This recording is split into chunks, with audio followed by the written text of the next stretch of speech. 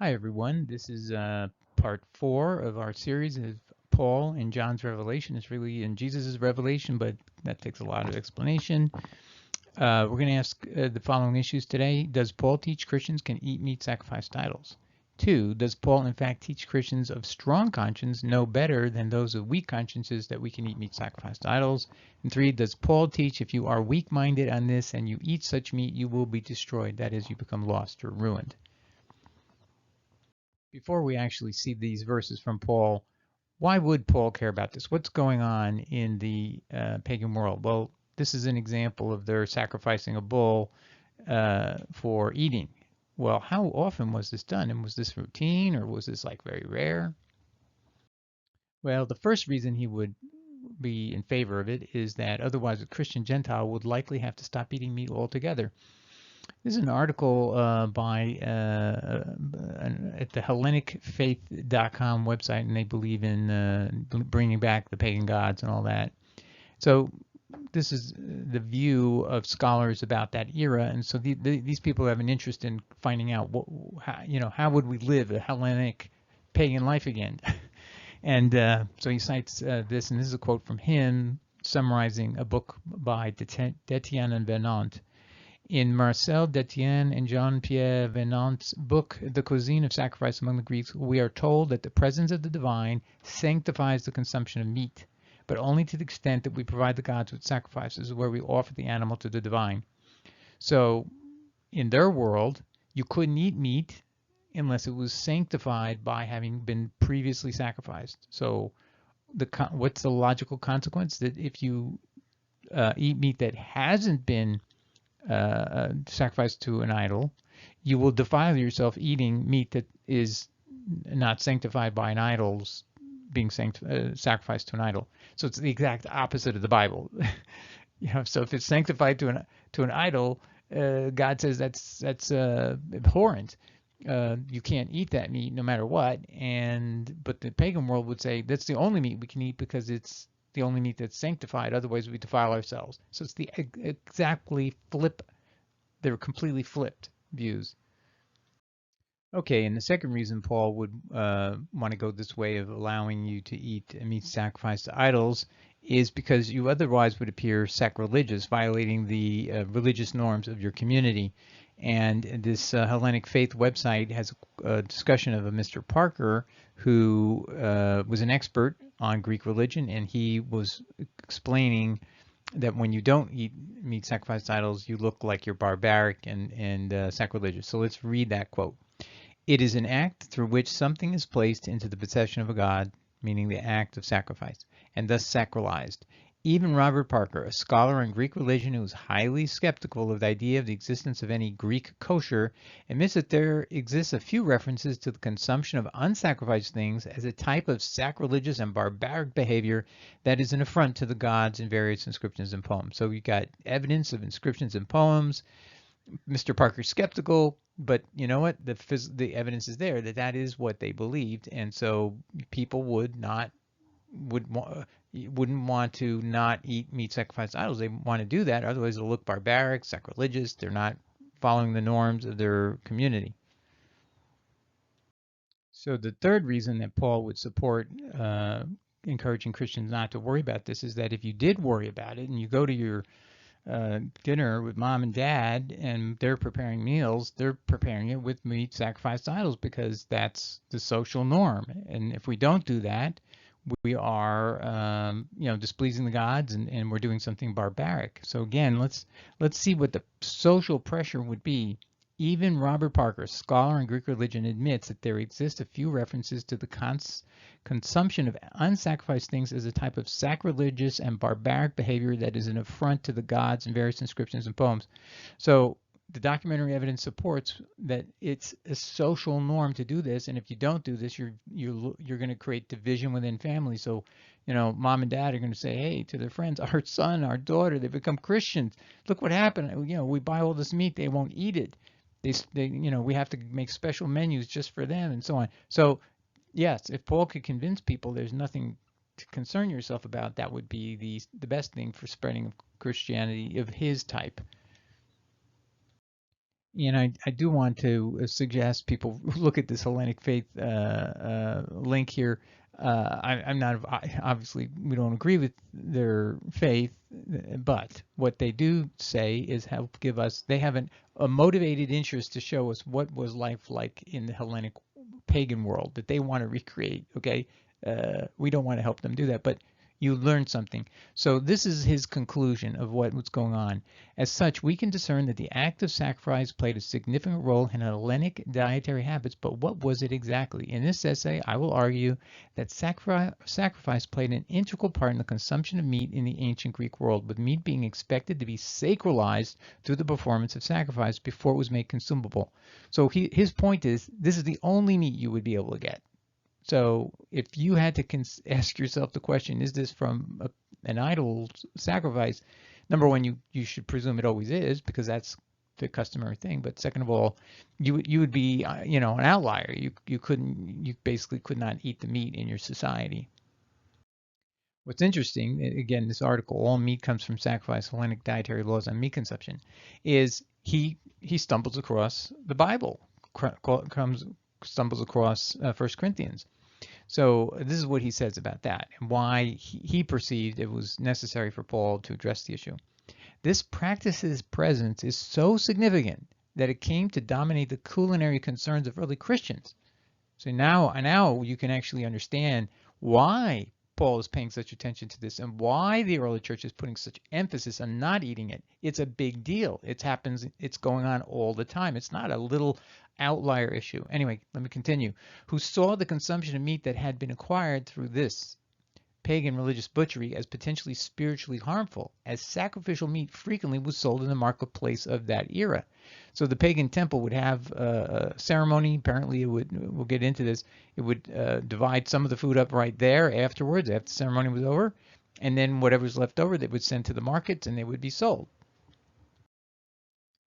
All right, so this author will actually quote from Paul, and so this is what he was thinking about.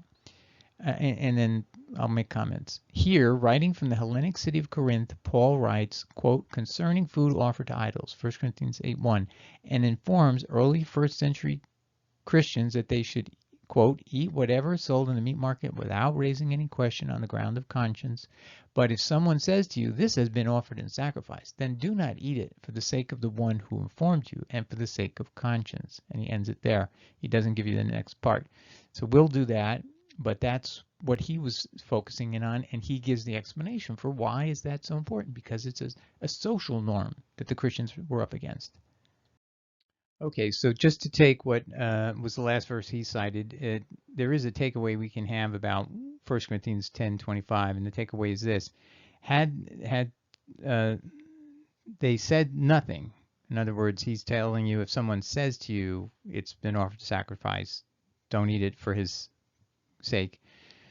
Had they said nothing, you could eat the meat sacrificed to idols. So that's a very wide open rule that you can just don't ask questions, just eat it, go to the markets, eat it, don't do that. So you're actually better off, according to him, having no scruples about it at all. We saw Prophet Daniel had scruples about it, right? But Paul's saying don't. So basically, the question is, are you solely doing it because someone told you it was idol meat, or do you have any conscience about it? So we're going to learn in 1 Corinthians 10:29 that he clearly says it's not for your conscience, it's for the other person's conscience, because why is my freedom being judged by another person's conscience? Okay, so let's look at verse 25 to 27. Eat whatever is sold in the meat market, examining nothing for the sake of conscience. For the earth and the fullness of it are the Lord's, quoting Psalm 24:1. If one of the unbelievers invites you and you want to go, eat anything before being set before you, examining nothing for the sake of conscience. Okay, but we don't really understand. I guess what he's saying is don't have any conscience about it, because we're going to see in verse 29, you don't have any conscience against doing this, but other people may perceive things. So he's saying I have a complete freedom. You'll see in 29. Now, I want to talk about what he argued. So he's using the Bible here to justify eating meat sacrificed to idols. So let's see how he used it. Paul implies from the use of Psalm 24:1 that even idol meat belongs to the Lord, and this is what sanctifies it. So that's his obvious use of 24:1. So is everything on earth sacred? Poison won't hurt you because it's part of the earth, and God, everything on earth is God's. This is a very dubious use of a psalm for making such a dramatic change from what Jesus, the Bible, God, Yahweh, the 12 apostles all taught. So does Psalm 24:1 actually say what Paul says? What about Exodus 34? He's throwing that out the window. Does Paul create non-existent meanings of Holy Scripture to destroy Holy Scripture? These are questions to study, Bible study. Is that what he's doing? Okay, so here's verses 28 through 30, and you'll see what he'll expose what conscience he's worried about. But if one should say to you, this is offered in sacrifice, do not eat, for the sake of the one having disclosed it, and the conscience. Now here's the key. Now the conscience I mean is not the one of yourself, but the one of the other. For why is my freedom being judged by another's conscience? So he's clearly stated you should have no conscience about it, have no scruples at all eating meat sacrificed to idols. Even if you knew it was meat sacrificed to idols, is okay because you should have no conscience about it. Okay, verse 30. If I am partaking, and here's why you can do it. If I am partaking with thanks, why am I being blasphemed? That's insulted for that which I am giving thanks. So Paul's saying, see, nobody can fault me because I'm thanking God for it. See, so it's part of the earth. I thank God for it. It's sanctified. Ignoring that God says it defiles you, Jesus says it defiles you, and it's not unclean meat. It's the spiritual harm that's coming to you by eating this meat. And when you think Paul can't get lower, he's going to get lower in 1 Corinthians 8 verses 4 to 12. This is much worse in my view. So it's clear again when you read 1 Corinthians 8 4 to 12. But this passage is even worse because it allows you to eat at an idol's temple without any concern doing so is wrong. I want to be clear. You apparently could get a free lunch or dinner after the sacrifice was over. So I think that's what Paul is talking about. He's not actually talking about participating in the ceremony at all.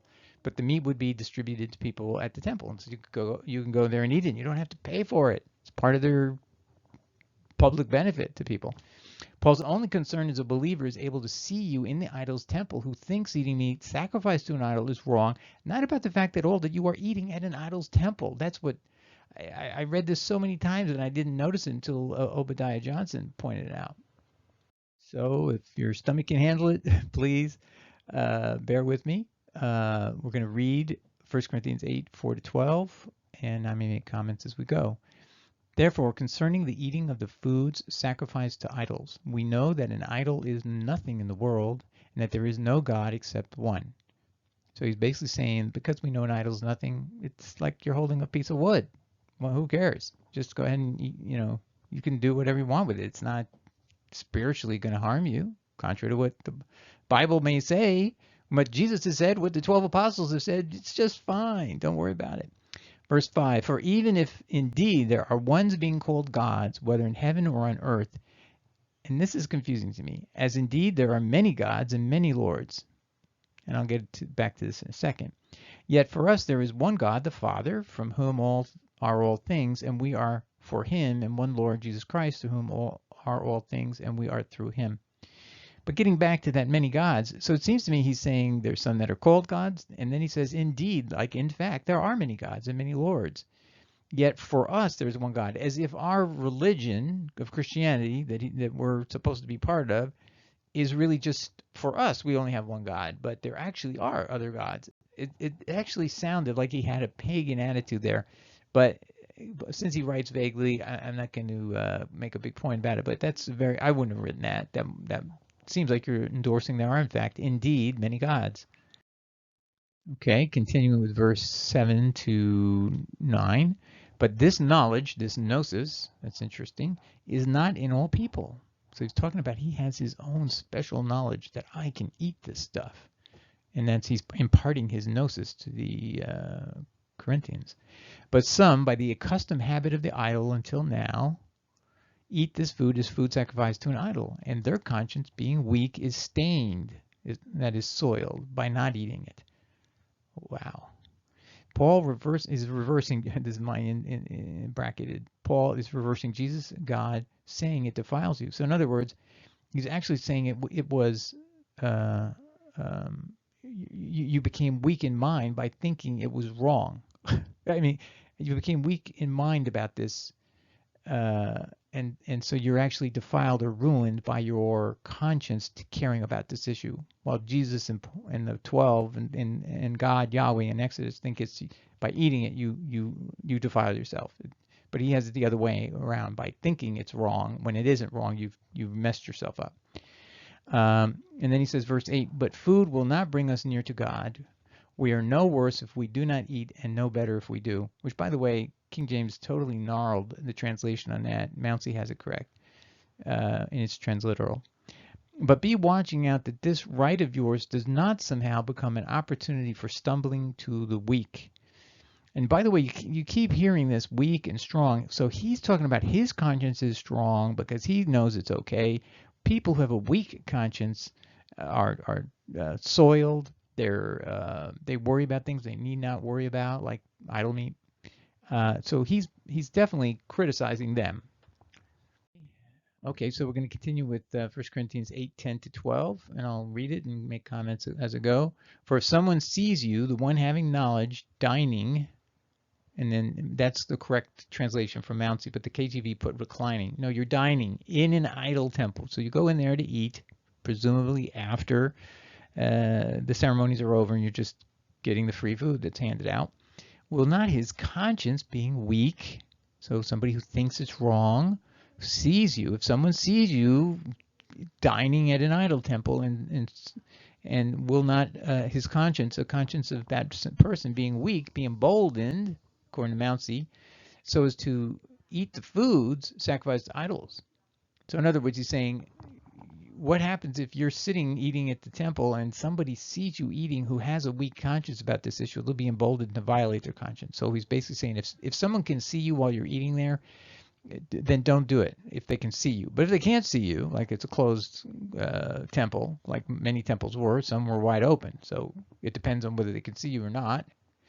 So he's saying, then don't eat. For the one, verse 11, for the one being weak is being destroyed by your knowledge. So your gnosis is going to destroy your friend if you let him see you eat that meat.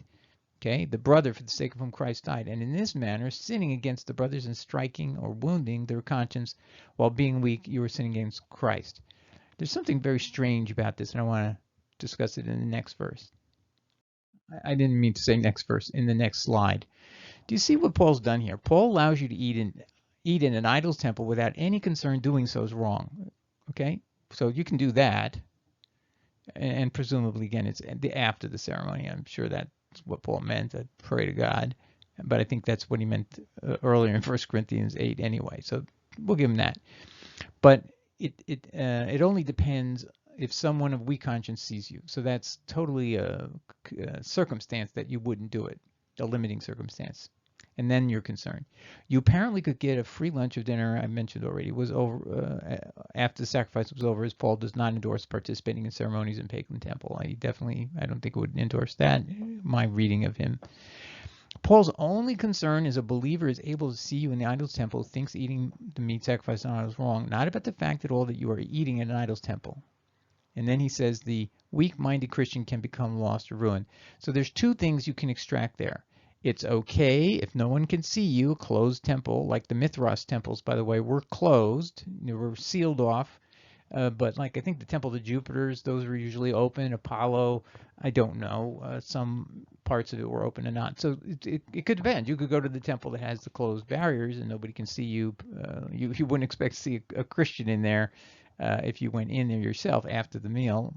Okay, so that's number one. You can go into the pagan's temple and get the food if you want. He says the weak-minded Christian can become lost or ruined, and that's what's troubling. It's troubling because it has implications on the doctrine we all hear about eternal security. Paul is reputedly always saying you're eternally saved. Even his formula of salvation in 1 Corinthians 15, 1 through 4, you just have to believe in the death, burial, and resurrection of Jesus Christ, and you shall be saved. Sounds like you're guaranteed. This is never going to go away. But notice here what Paul does. Notice Paul teaches eternal security generally, except for Galatians who want to observe Sabbath or be circumcised. And you had to be circumcised necessary to enter the temple. It hadn't gone completely away unless it's all abrogated. But Paul says, if you do these things, Christ will profit you nothing. Galatians 5:2, and he's talking about circumcision there. And here, in this passage we just read in 1 Corinthians 10 or 8, here all Christians are eternally secure except the ones of a weak conscience who will not eat meat sacrificed to idols, who at some point eat such meat knowingly against their conscience, and then they're ruined. So it seems he's clearly saying that if you really didn't even do anything wrong by eating the meat, but you thought you did, now you're ruined. You're going to hell. That's, how else could you be ruined? You know, so you aren't eternally secure, but all the people who eat the sacrificial meat knowingly, they're okay. But the guy who refuses to eat it, but does so by accident or by deliberate design, he's going to hell because he thinks he's doing something wrong. So it's not a matter. So in other words, the reward of having no conscience and no scruples is that you never commit sin. You can literally say, I've never sinned, because you have no conscience. You do not believe you're doing anything wrong. Anything you decide to do is God's will.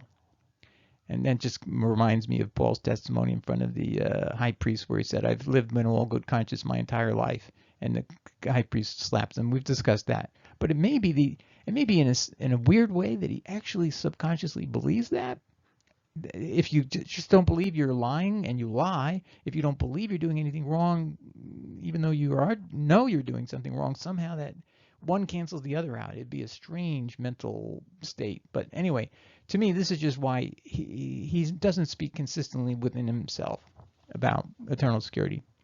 So before making comment on any of this, I'm just going to kind of read it. I might make a couple comments as we go. Anyway, this is from Holman. There was some bad translations here, and so I went to Mountsy to look, and the only translation consistent with the Greek was actually Holman. Okay, so here he goes. Accept anyone who is weak in faith, but don't argue about doubtful issues. One person believes he may eat anything, but one who is weak eats only vegetables. And he doesn't mean one who lacks physical strength. He's talking about people who have weak minds, weak consciences. They are sensitive to the issue of idol meat, so they only eat vegetables like Daniel did. And I'm sure I mean, if Daniel could read this, he'd go, no, I wasn't being of weak conscience. I was being of a strong conscience because I was following my Lord, Yahweh. Anyway, but the apostle Daniel doesn't do well under that Paul's prescription there. 3, one who eats must not look down on one who does not eat. So that's talking to we'll get into this. And one who does not eat must not criticize the one who does, because God has accepted him. So those are the words. And I kind of wanted to go through each verse like a commentary so we could just explore what he's actually saying. Verse 1a, accept anyone who is weak in faith. What does that mean? Those who think eating meat sacrificed to idols is wrong. You're weak in faith.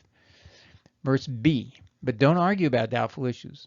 Well, whether you can eat meat sacrificed to idols is apparently a doubtful issue because of what? Due to Paul's throwing a strong view out there that it's okay, and he's saying don't even debate it with people. You know, if they try bringing up idol meat, don't even listen to them. It's doubtful. Don't worry. Verse 2a, one person believes he may eat anything. So what he means is a person with strong conscience who is wiser than the weak minds who think it is wrong. So he thinks that it's better to be that you believe you can eat anything.